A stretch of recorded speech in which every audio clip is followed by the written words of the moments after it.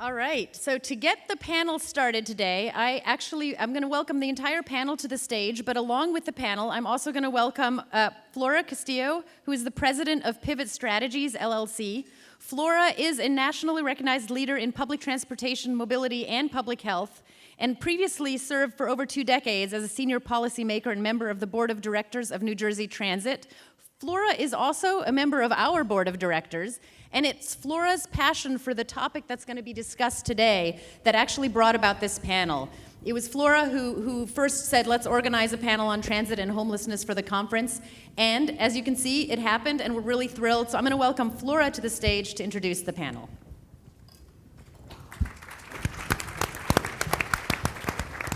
Buenos días, Miami. Buenos días. Bienvenidos a Miami. Good morning, everyone. Tamar, thank you so much for making this panel a reality. As you mentioned, this is a topic and an issue that I care about. And indeed, it is a great opportunity for us here at Rail Volution to have this very timely conversation on what our leaders are doing all across our country in terms of addressing the issue of chronic homelessness. It is my pleasure to introduce our moderator for this session, Daniel Gibson, Regional Vice President, Miami-Dade, Allegany Franciscan Ministries. A community leader who overcame obstacles by discovering his voice in resiliency, Daniel has dedicated his career to advocating and serving communities where equity and opportunity evade those without a voice. He is a proud champion of criminal justice reform, the eradication of chronic homelessness, and the removal of inequities of poverty, race, and sexual orientation. He is a singer, an actor, a Broadway lover. Please help me welcome Daniel to the stage. That's so boring. There you go. Well, thank you for that. And last time I shared my personal information before.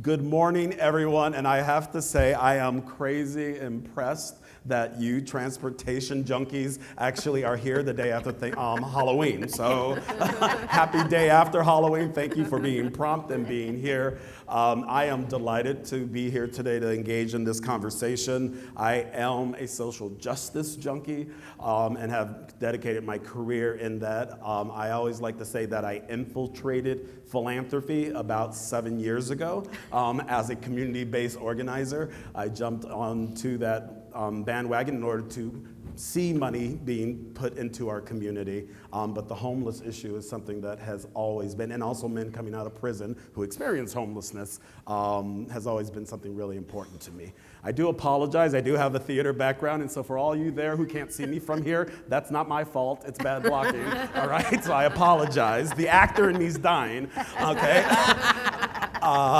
And the only other thing I will share before we get on to our fantastic panel is about 6 years ago when I joined Allegany, I was invited to a conference, a regional conference that happens out here called Safe Street Summit.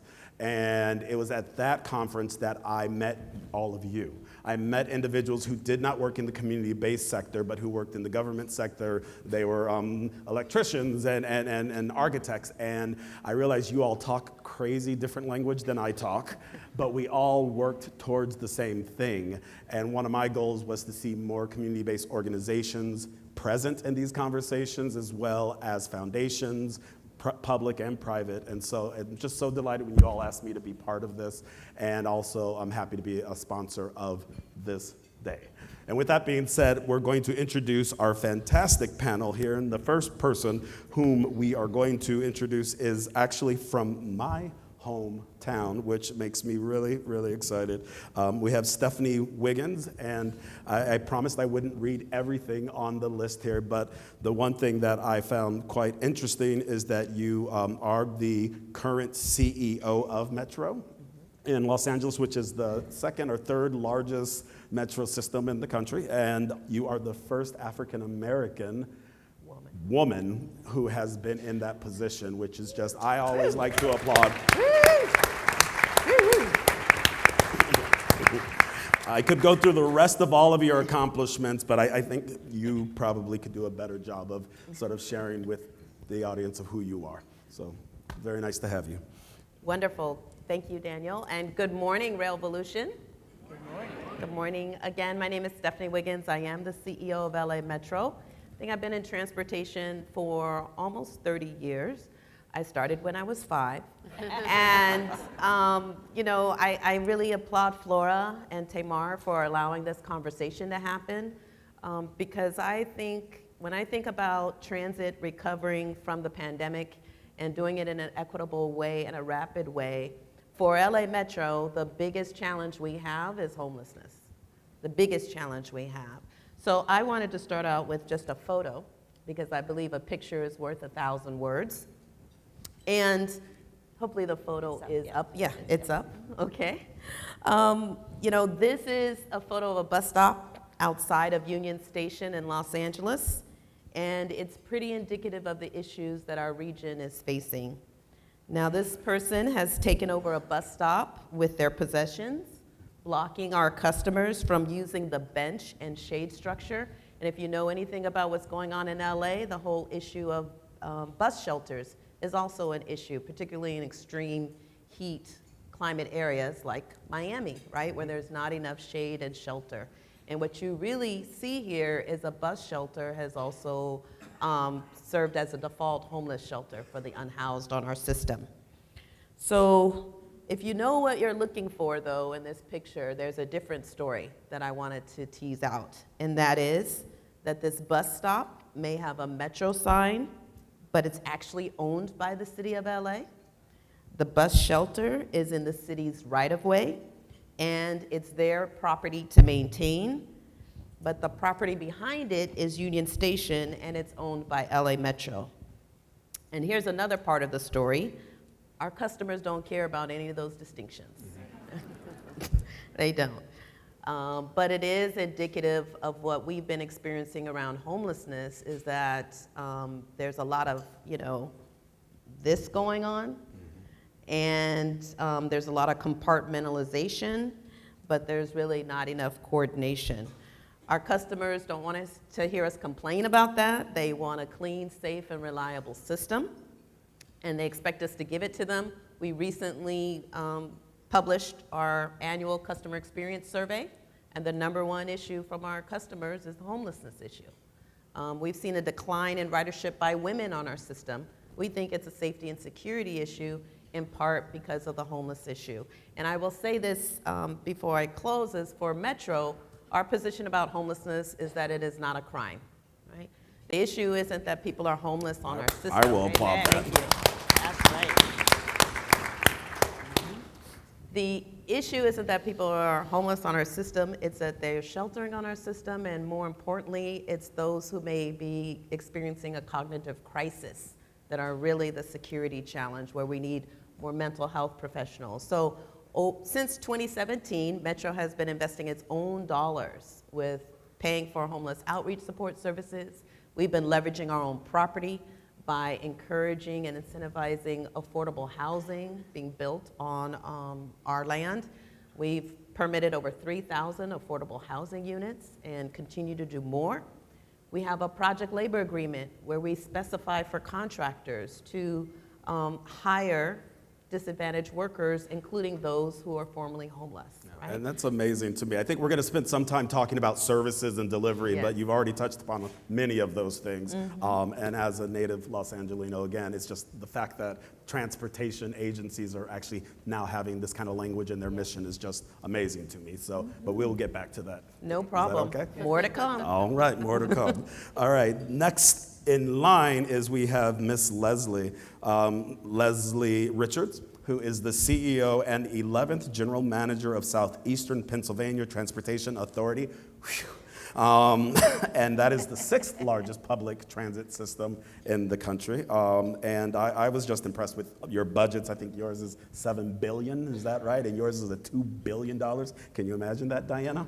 And it's not enough. That's not, and it's not enough. That we Wow. can't imagine. Wow, okay. Everyone in this room knows that's not enough. But in the same vein, I will sort of allow you to introduce yourself to the audience and let us just know who and what you guys are. Just a few things. I have a short video that I'd like to share, but before I get into that, so in addition to currently being the general manager of SEPTA, before I came here, I was a county commissioner, a couple positions before that.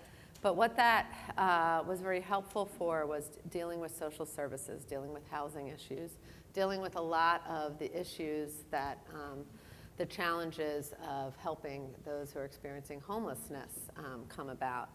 And I also wanted to thank Flora and Tamar for bringing this as a topic here. It is so important.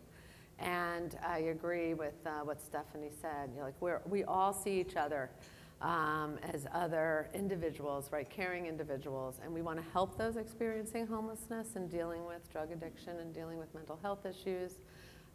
But we also want to help our customers who really need us at that time.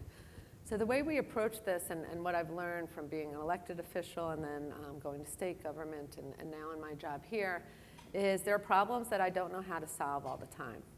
And sometimes that's hard to admit. So what we did, especially as the pandemic started and we saw this becoming a problem, is I didn't know where to start. So what I did is I made a commitment to myself. I said, every day I'm going to make 2 calls. And I'm just going to call people, let them know what we're experiencing, and ask for their help. And that's what we did. And I started with my friends in Health and Human Services. And then I moved on to my friends in the academic institutions. And then I moved into my friends in law enforcement and just kept going. And every time I would have a conversation, they would say, we want to help you. Some would know how and some wouldn't. And that's how we came up with our SCOPE program. And so in March of 2021, we introduced our SCOPE program, which stands for Safety, Cleaning, Ownership, Partnerships, and Engagement. And it's gathering all of those different perspectives and skill sets and working with other organizations and government entities and nonprofits, because together we need to work on this. This is definitely not a problem transit can solve. I wish we could, but we need to work together. And so I'm thrilled, just a few weeks ago, we were awarded the National Innovation Award from APTA and for this program. And so we put together a short video, and I'd just like to introduce the program that way, and I look forward to the conversation. So for those who can play the video, please do so now. On any given day, in the poorest big city in the United States, There is a soundtrack, if you could turn it up. are sometimes the only refuge for vulnerable individuals experiencing homelessness, substance use disorders, and mental illness, a challenge heightened by the pandemic. As the anchor for the region's recovery, SEPTA developed the SCOPE program to bring a holistic, compassionate approach to providing a welcoming travel experience for returning customers, ensuring a secure environment for employees, and connecting vulnerable people to vital services and care. This unified response allows SEPTA to maximize personnel, establish a culture of employee engagement, and develop partnerships with diverse outreach specialists and stakeholders. Sheltering on transit isn't safe for anyone, and working with the SCOPE team helps us actually engage people where they are. Through contact and trust, we're able to create pathways to housing, health services, and employment for individuals that are seeking these services. Transit is the way we connect to each other. Through SCOPE, SEPTA's 9,000 employees are finding new ways to fulfill that mission every day. Wow.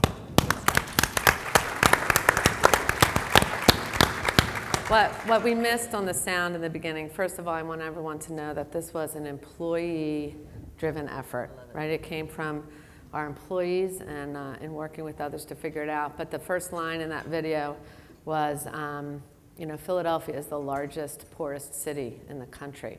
And we felt that in new ways throughout the pandemic. And so we knew that we had to do something different and something that will make a difference. Yeah.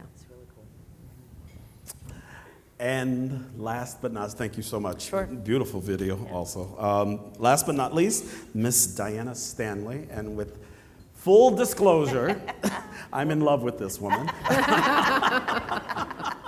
I like you guys too.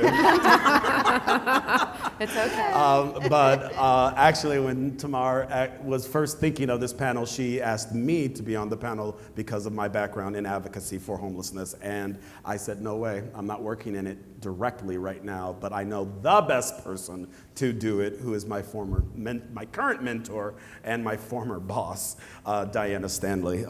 Diana Stanley is the current CEO of the Lord's Place, which has the mission of ending chronic homelessness in Palm Beach County, and actually I would say throughout the country. And I'm not going to read what they have here, just to say that you are one of the most dynamic people whom I know. Hadn't seen her in 3 years because of this dang thing called COVID. I left about 7 years ago, and just not only are you a mentor and a friend, but you are the strongest and most outspoken advocate I know for the homeless community. And I really am excited for the audience to hear and learn from you today. So good morning. I love being in a room full of subway people and bus people and taxi people and all those things. So it's so great to be here. And really, thank you for this conversation. And Daniel's right, I'm extremely, and I'm dropping everything already, I'm extremely passionate about how we serve the homeless. And we have been watching this for years. I've been at the Lord's Place for almost 16 years, but have been committed to homelessness, poverty, people that are vulnerable in our community for probably close to 40 years. So I am their voice. And so when I get a chance to be among these wonderful people to say, let's not forget that we've got a problem, but that this is all symptoms of a much bigger problem, and that is homelessness in America today. So the question I always say is, why? Why are they there? You know, why are we dealing with this from the subways and from the train stations, from the bus stops? And the question really comes down to the reason why is because we still have not figured out in this country how we deal with homelessness. We've poured a lot of resources into it, and we continue to do that, but it's a much deeper conversation. So there's 3 things I want to walk away. I wanted to share with you this morning, just 3 very quick ways to approach this: high level, medium, and low. And I'm not going to get into services, I know you're going to talk about it, but let's start with the high level.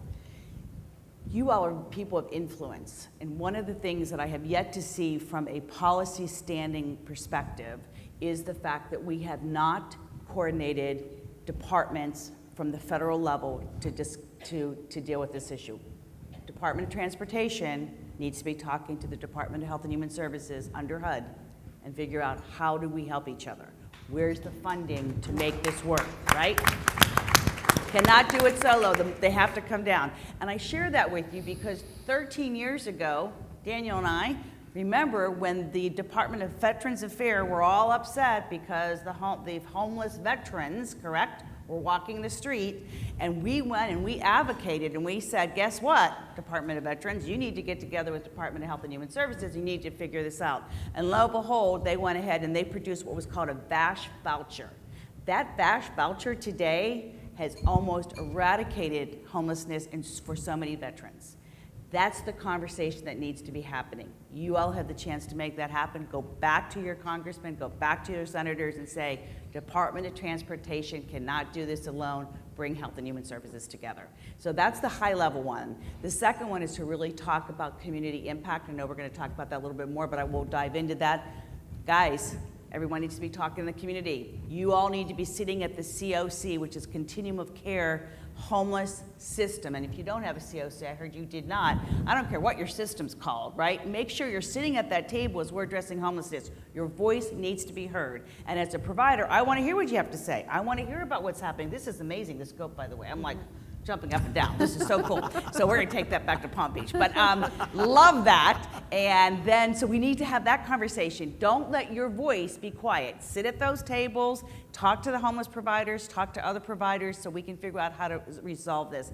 And last but most importantly for me, it's the boots on the ground. It is the engagement. It is loving those individuals that are finding refuge and safety in our bus stations and our train stations.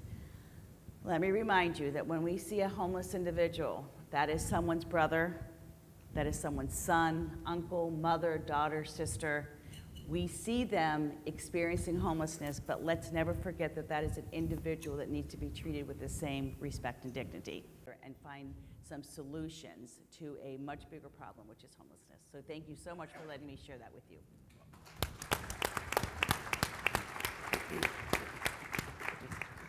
And now the show begins. So I actually always love to share this when someone is silly enough to give me the moderating opportunity and not give me questions to ask, but allow me to come up with questions as the conversation goes. And y'all are very brave to allow me to do that also. So we have not preset anything. And you all kind of already addressed one of the first questions, which is just how, why, like, how did this happen? And so I would like to dig a little deeper into the why it's an issue. We obviously have heard that there's been an uptick in homelessness throughout the country, period, and then their presence in the transit system as well is something that you all have sort of referenced. I'm really interested as you all, actually, and I want to ask the audience, just so we know who we're talking about, who, just by a show of hands, works for a government entity and has incorporated homelessness into your mission? By a show of hands. Oh, Nobody. wow. All right, great. We got handful. a couple. So applaud those who raised their hands. Thank you. Hey, good. And who in the room maybe is a community-based organization who addresses homelessness? Still not hitting that target. We are going to fix that. Next meeting, we're going to fix that. We I'm the need only to one get. here? Yeah, you. So you are the representative today. And so my question to you all, because you're not represented. Your organization's bravery to take in this as a mission that you are going to talk about. What did that look like? How did you guys make, not why, but how did you make that change, and how did your organization receive that duty? And either of you. Well, I think first for Metro, it came from our board. Our board asked us to partner with the county on C3 teams, community, county, and city outreach teams, and for Metro to fund those teams to be dedicated to our system. So that's how we first got into it. And I have to admit, as a transit agency, we got into it kicking and screaming, because we were like, this is not our issue, this is not our issue, this is their issue, right? But the reality is it was affecting the customer experience and the quality of the service that we were providing. And I'm proud, in the audience is one of our board members, Director Fernando Dutra, who actually is on our board and really just last week passed a revolutionary new motion that says now we're going to coordinate with the county, we're going to explore services and have this partnership on how we address homelessness. And would you say that was just a very sort of overnight smooth transition, or how long did it take for you all to say, yes, we're going to incorporate homeless services into our mission, or has it formally been introduced into sort of your scope of services? It was never formally in our mission. It was in our scope of services as of 2017. Okay. But I think what our board did last week is they officially said, you know what, we're in the transit service business, not the homelessness business, and we're going to work with the county and cities. And more importantly, the county now says, we're going to work with you, Metro, and that's huge. That's wonderful. Well, it's very interesting, you know, as they all say, you see one transit agency, you've seen one transit agency. So our story is very different. First of all, just so you understand, when I came on in January of 2020, I know I have great timing, right? That's when I started this job. Our board is conservative and majority Republican.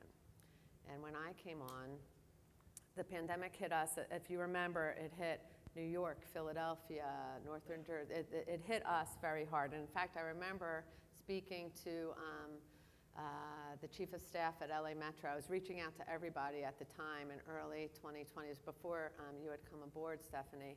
And at this point, we had just lost our 7th employee to COVID. Wow. And hundreds were were coming down with COVID, right? Were positive cases. And I remember speaking in LA, and they said, well, we had one case at this point.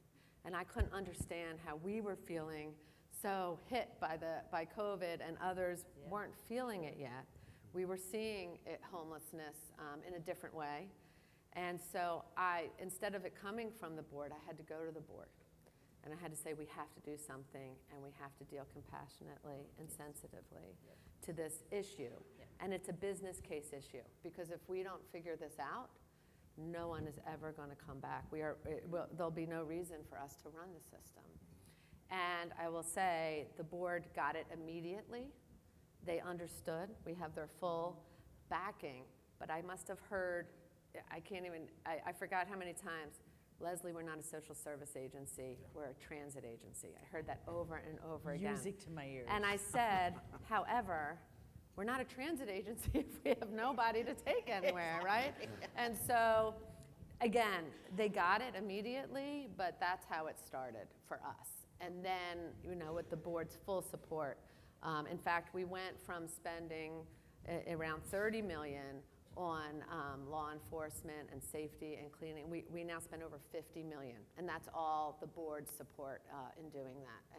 And we'll spend what we need to make sure that our system is safe and people feel safe on our system, and we are helping the community as well. Wow, thank you for that journey of story. And same question to you, how formal is your commitment to the community in your mission, your vision, in the scope of work? How formalized have you all made that? Yeah, well, we meet on a regular basis with various different groups. I talk about it wherever I go. I talk about equity wherever I go, and I talk about our challenges with the vulnerable population wherever I go. And the SCOPE program is specifically for the homeless, is Correct. That right? Correct. It's Wow, about that's combining, policing in the right way, social service advocacy in the right way, cleaning in the right way, and making sure everybody is working together. And again, I talk about it wherever I go because I never know when I am going to be in an audience of someone who can help us. Yes. And I know we're going to go into the details, but that's what's happened. I talked about it, and the president of one of our universities was there and said, I want to get my medical students involved. I talked about it, and an advocate who worked with a local organization of people with lived experiences, one day at a time, was there, and our consultants started engaging with them as well. I love that. So you never know who is listening, and you never know who can help you. So I talk about it all the time. I love that. So Diana, jumping over to you and your verbal music to my ears, right? Explain that. Why is music to your ears that they are not seeing it as their core service? Why music to your ears? And I was thinking about that. If there are people that are now thinking about how do we really start serving the homeless and not ignore them, like you, and really kudos to you also for housing, like another hallelujah. But I will tell you, let's talk about how we do that. I think if you are part of a transportation system and you really want to start addressing this, the very, very first thing you need to do is you need to find your homeless provider in town. You need to go over, sit down, have a cup of coffee with the executive director or the CEO and say, tell me about your outreach, tell me about your engagement piece, and then let's start connecting that. I share that because so often, folks, what happens is people start hiring people for their own versus working with already established nonprofits, already established community partners that are experts. So our engagement team really is quite interesting, and we take care of the What's an engagement team? Engagement team is our outreach team. So the same folks that you saw meeting with the individuals that are experiencing homelessness in the train station is what we refer to as our outreach team or engagement team. Very interesting, every single one of our folks at the Lord's Place that does outreach, they are what's called lived experience. So they are peers. What does that mean? They can sit next to Johnny, who they see sitting there at the subway station or the train station, and say, hey, Johnny, I used to sleep here. Time for you to get up and get moving. Let's get you over to the Lord's Place. And the reason that I also promote making sure you're connecting with a community provider is because you can only do so much, right? We have a scope of services, right, that we can connect them to housing and job training and clinical services, and if they're reentry and culinary training. And so a nonprofit allows you to expand those services. We were talking yesterday about when do you pass the baton, right? When does the baton go from your world to our world? My suggestion is let it start in our world. Let it start in our world so we don't have to pass the baton. So if you're thinking about doing this, find that homeless provider. If you need help, call me, and start having those conversations about how they can go out and start reaching and taking care of the people that are experiencing homelessness in your neck of the woods. And I just follow up with that is when, again, when Tamar introduced this conversation to me, I was blown away that transit agencies and such large organizations were even having this conversation.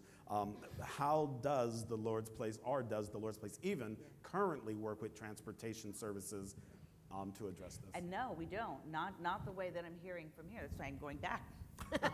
Going back to Palm Beach, here I come. So we're going to do it. Trust me. So we'll go back there and do it. And so we don't. I mean, we've done it as, you know, we go to the train stations, we go to the bus stations. So, you know, we know about all our little people that are living in the bus things. We know about them. We love them. We love on them and love on them and love on them. And then we say we have to move. Time to scoochy scooch. So we get them up and moving. But we have not had a formal relationship, and so this has triggered seriously for me to go back to the COC and to really start having conversation. Who in Palm Beach County needs to be sitting at the table with us also, so we can formalize it a little bit more. Great. 45 minutes is not enough time to talk about this. I'm going to just let you all know we have about 20 minutes left, and there are 3 places my brain is going. One is, I think some people in the room are interested in services. What do the services look like within the transit agencies? Partnerships are key, and I really want to hear not only sort of what are the great partnerships, but what are the challenging partnerships, both community-based organizations, politicians, politics, right? This can be a really dicey issue. And then also sort of lessons learned if you could do it again, things that have not worked. Those are the 3 things I would like to touch on in 20 minutes. So I put that out there. Don't talk too long, but give us the nuggets of what it is. But let's start with services, starting with your 2 transit agencies. What do services look like? And maybe you want to start, Leslie? Sure. So SEPTA covers a 5-county area. So one of the big challenges that each county has different services, right? So you got the Office of Homeless Services in Philadelphia, but then we have to work with victim assistance services in Delaware County, victim services center in Montgomery County, then we got to reach out to Bucks County, we got to reach out to Chester, and everyone is different. And the elected officials are very insistent, well, that person isn't a Philadelphia resident, so they don't get the Philadelphia services. You have to go out to Delaware County to get those services. And some of the counties have more robust services than others, just depending on where their budgets are and how, you know, and where they are. And so that has been very, very difficult. What our SCOPE program has done, first of all, what we did is it goes under our operations. So it falls under our Chief of Operations at SEPTA, and then we have an Outreach Services Director who reports directly to the Chief of Operations, and they run the SCOPE program. So we have someone full-time working on this, working on the coordination. We have mobile units that go around our system that are on our main subway line. We have tabling efforts that are going on right near City Hall, and that's for helping women who have been assaulted around our system and in the areas. We have also tabling efforts and a presence in our hub that's in Montgomery County and Norristown. We have one that's in our hub in Delaware County, which is at 69th Street. It's the main area where all of our modes meet. And we just have to make sure that we're working with everyone. A good turn of events, however, is where initially, and I want to help you as you start this conversation, where initially there was a lot of tension, right? Because the Office of Homeless Services was, you know, get out of our lane. We don't like how you're doing. For us, the answer is more housing, is shelters. That's all they wanted to work on. And I was like, I cannot wait for that. There's not enough housing. There's not enough transitional housing. There's not enough permanent housing. There's not enough affordable housing. There's not enough shelter beds. There's not enough beds for those who are dealing with addiction issues right now. And there's not enough services so that when someone is placed involuntarily into service, they're discharged way too early, and then they're coming right back to our system. So we're having all of these issues. And so, you know, that's where the challenges are. But getting the services out there, we are having a positive impact. It is slow. It is incremental, like all change is. And we keep working on it. But right before I came here, I was talking with the director of Homeless Services for Philadelphia, and she came up to me, she said, Leslie, we get it. We get it, and now we are opening up to other solutions, and we get that we need to walk, in step with you. Like, we've got to work on everything that you're working on and others are working on, and we need to deal with the housing issue. It's not just one thing. So I think that's a major issue. I could talk about all of our you partnerships. sound like you've been working in the homeless services forever, actually, because you're using the right language. It's the whole spectrum of services. I'm learning all of it. I know you're about to jump on something. Well, I'm actually, I go because I felt the I just want, I guess the question I have for both, and probably for all of us, is what do you want? I mean, do you want them to be, what do you want? Housing? I mean, when you engage with somebody and you expect, we want them to leave the facilities, right? But if there's no place to put them in the housing, I think that's what I wrestle with, right? So you've got your engagement team out there, and they're working with the homeless in the subways, and then they say we're ready to go, and you pick them up in your community, and where do you put them? I think we cannot ignore that is one of the biggest issues we have right now. So even if you do street engagement, you do community engagement, you have no place to put them, they're right back where they started from. essentially something, because housing is, and Housing's I the- know And this, that's where the having tension worked was. for This you. was the I'm sure it is. exact, I'm that sure was it the is, yeah. exact, it's a hard conversation. It's a very hard conversation. And that's exactly where Exactly we're, right. so we're, Exactly right. our board is now very active Good. also in helping getting housing and I'm- advocacy and all I of know, these Stephanie, issues. with your yeah. housing, I'd love to hear. Yeah. Yeah, I think doing for wonderful us, work. it's a little bit different because our experience is we were just invisible to the continuum of care Interesting. providers and the homeless providers. I think they put us on an island, and they said they need to have their services through the 88 cities in our county, and they would ignore the fact that LA Metro service area is within the county and operates in the 88 cities. And just for clarification, community of care, just for anyone that doesn't know, is the group of HUD regulated. You got to have a continuum of care if you want to get HUD dollars. And so it's Yeah. all the homeless providers coming together on a regular basis, creating their policies and all. So to your question, in terms of what do we look for as a transit agency, if there's nowhere for someone to go, we're fine with paying for hotel vouchers for overnight. okay. Wow. That is not the issue for Wow. us. The issue for us is the continuum of care providers don't want to provide service unless we pay for it. They don't want to provide the homeless outreach engagement workers. We actually subsidized a 6-month pilot for a 24-hour, 7-day-a-week shelter because we don't have shelters open 24 hours a day. We did it for 6 months. It was not cost effective. We notified the county that we don't want to continue. They said, okay, the 80-some people that are currently in the shelter, we're going to put them out on the street. Oh, my goodness. That is the disconnect, right? That's the disconnect that's been there. The homeless point in count, terrible. the annual count, Yep, point in time. would not include Metro system. That is the silos that had been in place, right? That disconnect. I'm happy to say, as of today, our continuum of care provider last month officially invited us to have a seat at the table now. Yay. They That's awesome. officially said we will be in the point of count point in time. huge. And of course, the significant motion by the county to say, Metro, you should not be in the homeless services providing system. And we never hired our own outreach workers. We always contracted out with our experts in homeless outreach. But the challenge is there's not enough homeless outreach workers. There's not enough mental health outreach workers. And so that's been the challenge. We just want to be seen as part of the community and not be on an island. And I think we're headed in the right direction now. Well, that is huge. And I just have to say, being on stage with 3 brilliant, successful, inspiring women, I just want to make sure that I don't come across as mansplaining. But when we talk about the homeless count, again, because I didn't see a lot of hands going up, just understanding the importance of that. The homeless count happens every other year. And the number of homeless individuals counted in your city dictates how much money you get from HUD. And if you have a huge homeless count within the transit system, but they're not coordinating with you all, you are missing not just individuals who need services, but you're missing dollars that are due to your community. So the fact that you've been invited, that's a huge strategy and a huge congratulations to you for that. Exactly. Good job. I will just say, we invited ourselves to do it.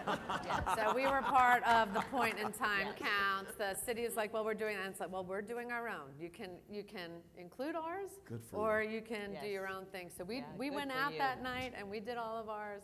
And we gave it to them, and That's we're like, terrific. you can do whatever you want with those numbers, but we can tell you that's how many people experiencing homelessness are that's- on our system. That's this another day. reason why the Department of Transportation needs to be working in tandem with Department of Health and Human Services, HUD, because they would have mandated that.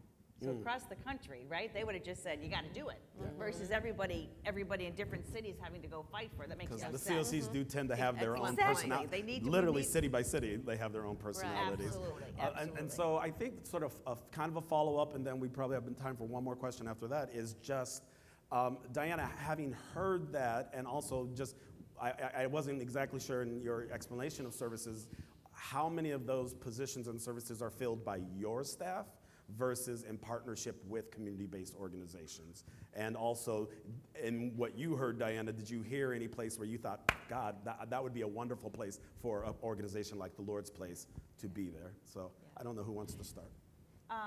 Well, I feel very strongly, as I said earlier, that I think people need to reach out to their homeless providers that are part of it. You know, one of the other things I want to leave you with is something just to marinate on, a question, and that is, and Daniel and I talked about this last night, the question is, you know, how do we best serve the individuals that are in our transportation system, knowing that we have limited resources?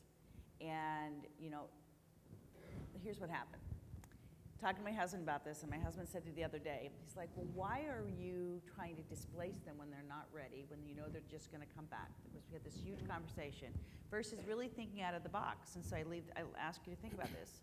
Do you know that people are coming there for safety issues, to clean themselves up? We know all the reasons why because I've talked to them, why they're there, right? They're safe, etc. The question becomes, is it too absurd for us to think that there should be a space someplace that's just dedicated for them? Is that too absurd to think? That there can come in and there can be what we would refer to in the homeless world as an engagement center, either there or nearby, which prevents them from having to be there, and we can relocate them somewhere else where that engagement can begin now, and we can start, they don't have to be washing up in your bathrooms, they can actually be doing it somewhere else.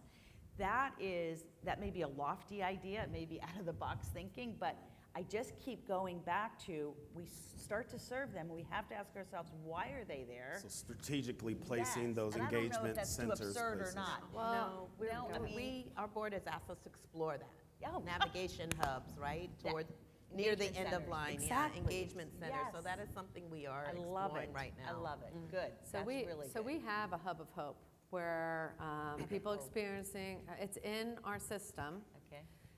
It's been there for several years now.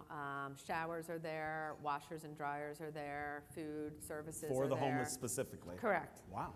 And it's I mean, SEPTA did it before I got here. We've helped support it. And you where know, is it since I've been located? there? It's in our suburban station, which is one of Okay. our major stations, which is also That's amazing. underneath a municipal services building, which is terrific. where city government is. Terrific. It's terrific, except not everyone wants to go there either. And so there's still a lot of challenges. They still need support, you know, in what they're doing. It's not so easy. In Delaware County, we're dealing with a council member who wants to create a place for,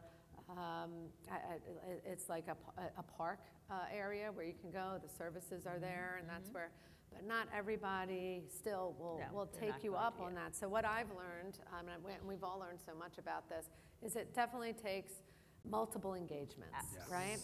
And so I just want to mention one of the ways in which we're doing that and getting people to that. So I mentioned, you know, a university president was once listening to me talk about this, and we talked about medical students. So Drexel University, a big university in Philadelphia, we have first-year medical school students who get credit for their first-year curricula.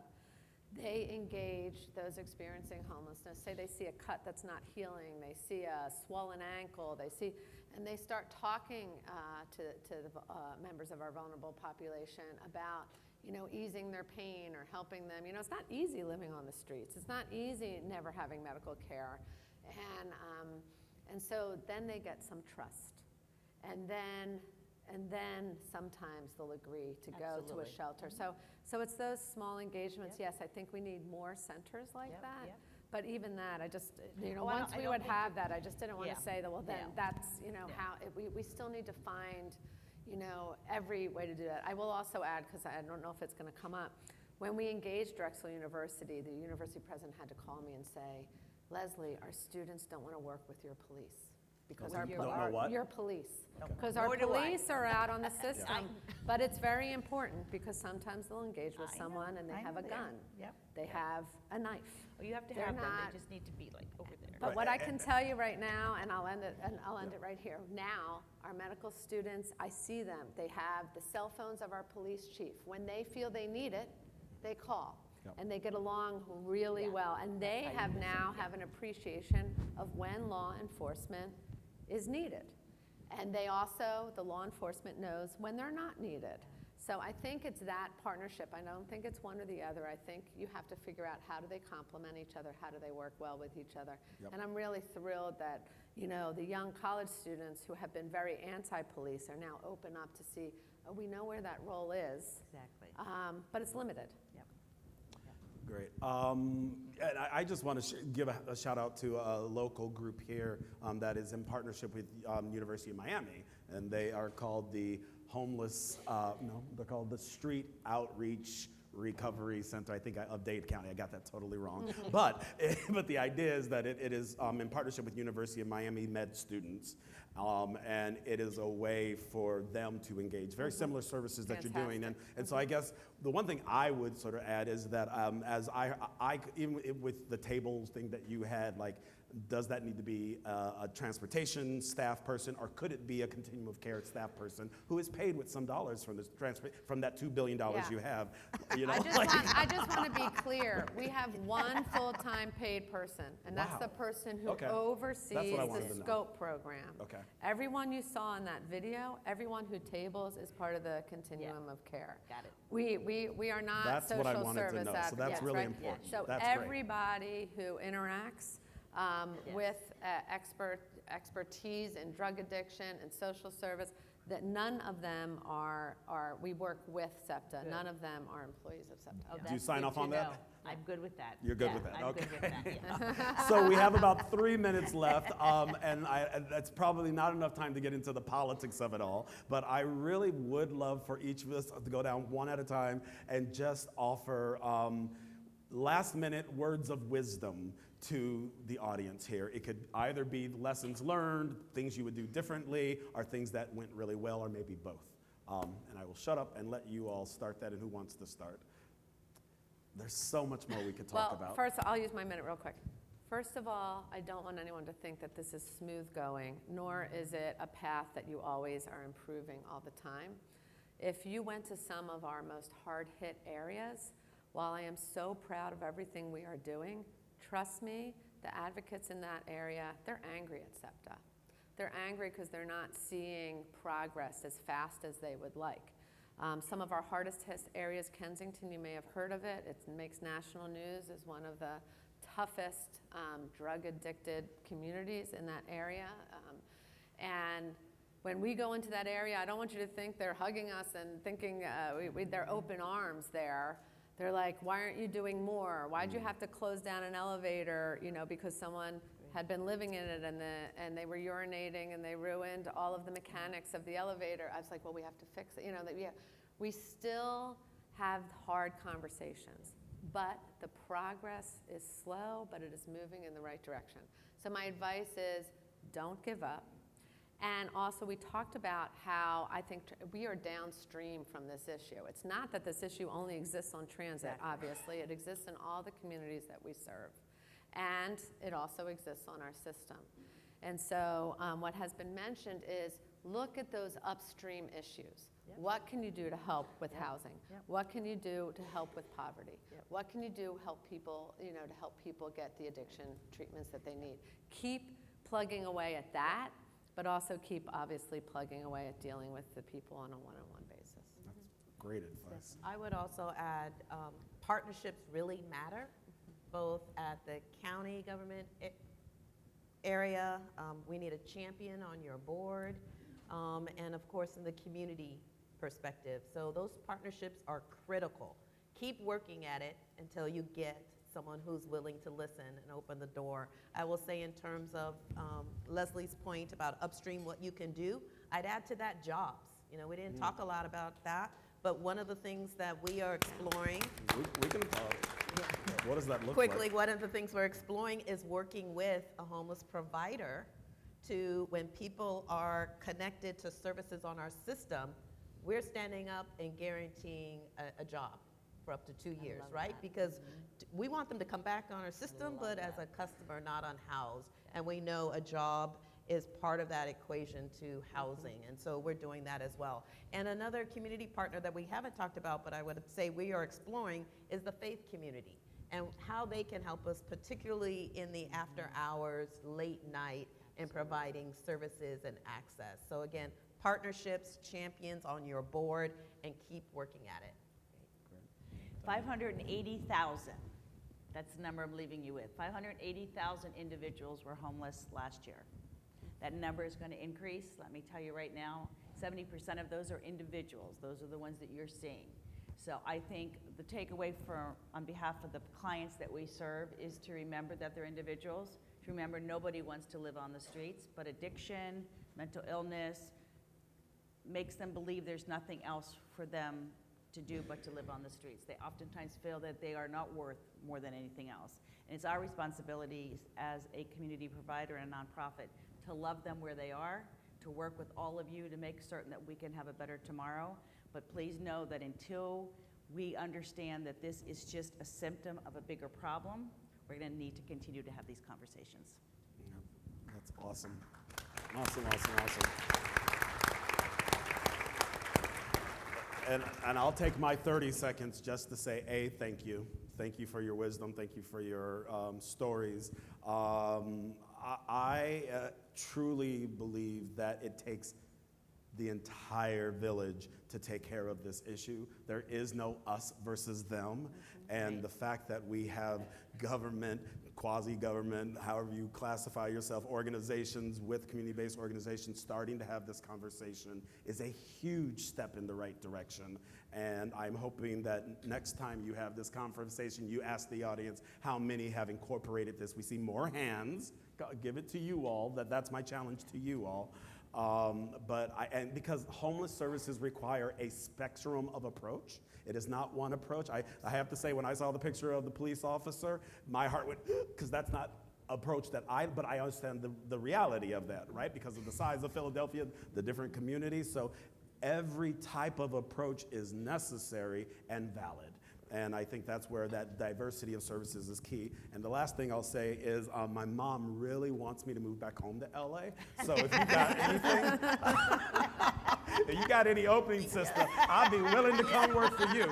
And with that being said, I think we're good, right? Yeah, So thank you all very much. Thank you.